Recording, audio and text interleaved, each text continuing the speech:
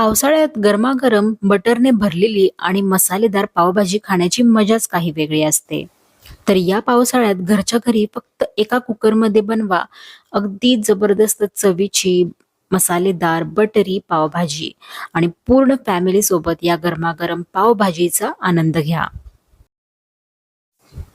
नमस्कार, मी आहे ऋतुजा आणि मराठी रेसिपीज विथ ऋतुजामध्ये तुमचं स्वागत आहे. आता या पावभाजीची रेसिपी खूपच सिंपल आहे. त्यासाठी करायचं काय आहे, तर एका कुकरमध्ये आपण 2 चमचे तेल घेऊन त्यामध्ये 1 चमचा बटर घेतलेला आहे. आता फोडणीसाठी तुम्ही फक्त तेलाचा किंवा फक्त बटरचा वापर करू शकता, पण बटरमध्ये बनवलेली पावभाजीची मजाच काही वेगळी असते. आता तेल चांगलं गरम झालंय की यामध्ये आपण 2 बारीक चिरलेले कांदे घातलेले आहेत. आता कांदा चांगला मऊ होईपर्यंत परतवून घ्यायचा आहे. त्यामध्येच 1 चमचा आलं लसणाची पेस्ट आणि 2 हिरव्या मिरच्या कुटून घातलेल्या आहेत. आता छान असा अरोमा सुटेपर्यंत परतवून घेऊयात. फोडणीचा मस्त असा सुगंध सुटायला लागलेला आहे आणि फोडणीमध्ये ना तुम्ही जिऱ्याचा देखील वापर करू शकता. आता त्याच्यानंतर आपण इथे 3 मोठ्या आकाराचे टोमॅटो असे बारीक चिरून घातलेले ते सुद्धा आपल्याला मऊ होईपर्यंत परतवून घ्यावे लागतील. मऊ झाले की आपण यामध्ये काही बेसिक मसाले घालतोय. तर पाव चमचा हळद पावडर, 1 चमचा लाल तिखट आणि 2 मोठे चमचे पावभाजी मसाला. मी इथे एव्हरेस्ट ब्रँडचा पावभाजी मसाला वापरलेला आहे. यामध्येच ना मी अर्धा चमचा धणेपूड सुद्धा घातलेली आहे आणि पावभाजीला रंग चांगला यावा यासाठी 1 चमचा काश्मीरी लाल मिरची पावडर सुद्धा घालूयात. तर तुम्ही इथे ऑरेंज रेड फूड कलर वापरू शकता. आता हे मसाले छान अरोमा सुटेपर्यंत परतवून घेतले की यामध्ये एक एक करत भाज्या घालूया. 3 भोपळी मिरची मध्यम त्याचे तुकडे करून घातलेत. 1 वाटी ओला वाटाणा, 2 वाटी फ्लॉवरचे तुकडे. वाटाणे आणि फ्लॉवर 5 मिनिटं गरम पाण्यामध्ये बॉईल करून घेतलेले होते आणि मग यामध्ये घातलेले आहे. त्याच्यानंतर 2 मोठ्या आकाराचे बटाटे त्याची साल काढून मध्यम आकाराचे तुकडे करून घातलेले आहेत. यामध्ये चवीनुसार मीठ घालायचं, 1 ग्लास पाणी घालायचं. कुकरचं झाकण लावून मोठ्या आचेवरती 7 ते 8 शिट्या काढून घ्यायच्या. 1 किंवा 1.5 ग्लास पाणी पुरेसं होतं.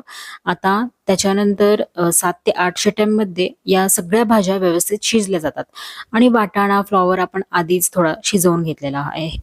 सगळ्या शिट्या झाल्यानंतर भाज्या चांगल्या शिजल्या गेलेल्या आहेत.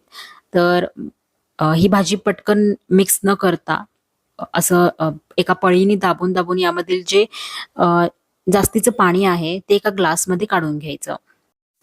हेच पाणी आपण नंतर भाजी वाढवण्यासाठी वापरणार आहोत. आता पूर्ण पाणी काढून घेतल्यानंतर मॅशरच्या साहाय्याने ही भाजी आपल्याला चांगली मॅश करून घ्यायची.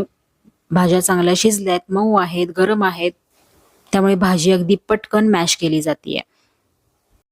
भाजी तुम्हाला किती बारीक आवडते त्यानुसार मॅश करा. तुम्ही मिक्सरला देखील मॅश करू शकता.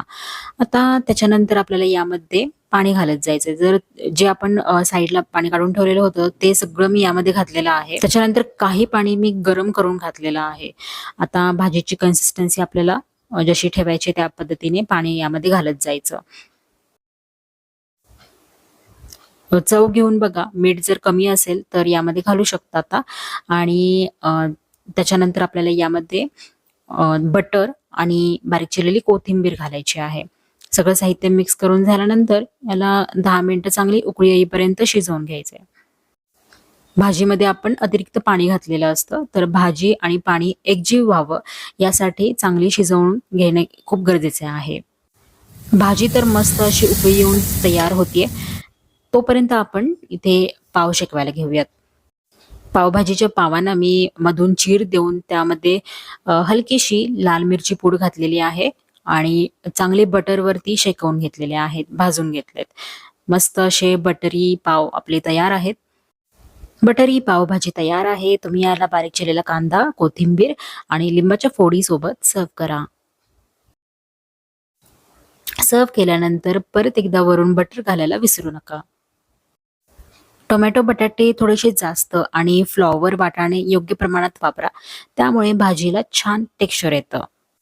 टोमॅटो पूर्ण मऊ झाल्यानंतरच त्यामध्ये मसाले आणि बाकीच्या भाज्या घाला, म्हणजे चव अधिक छान लागते. भाजी नीट मॅश करा, त्यामुळे स्ट्रीट स्टाईल अगदी स्मूथ टेक्स्चर मिळतं. भाजीचं टेक्स्चर आणि कलर खूप छान आलेला आहे. तर अगदी झटपट तयार होते. त्यामुळे पावसाळ्यात तुम्हाला काहीतरी गरमागरम खायचंय चटपटीत असं, तर त्यावेळेला तुम्ही अशी ही पावभाजी नक्की करून बघा. एका कुकरमध्ये बनते, अगदी झटपट, टेस्टी, स्ट्रीट स्टाईल. त्यामुळे ही जबरदस्त चवीची पावभाजी तुम्ही एकदा नक्की करून बघा आणि तुमचा अनुभव मला कमेंटमध्ये जरूर सांगा. व्हिडिओ आवडला असेल तर लाईक करा, आपल्या फ्रेंड्स आणि फॅमिलीला शेअर करा. अशा सोप्या, स्वादिष्ट आणि भन्नाट रेसिपींसाठी माझ्या चॅनलला सबस्क्राईब करून बेल आयकॉन नक्की दाबा. तर पुन्हा भेटू एका नवीन आणि टेस्टी रेसिपीसोबत. तोपर्यंत काळजी घ्या, आनंदी राहा आणि स्वयंपाकाचा मनापासून आनंद घ्या.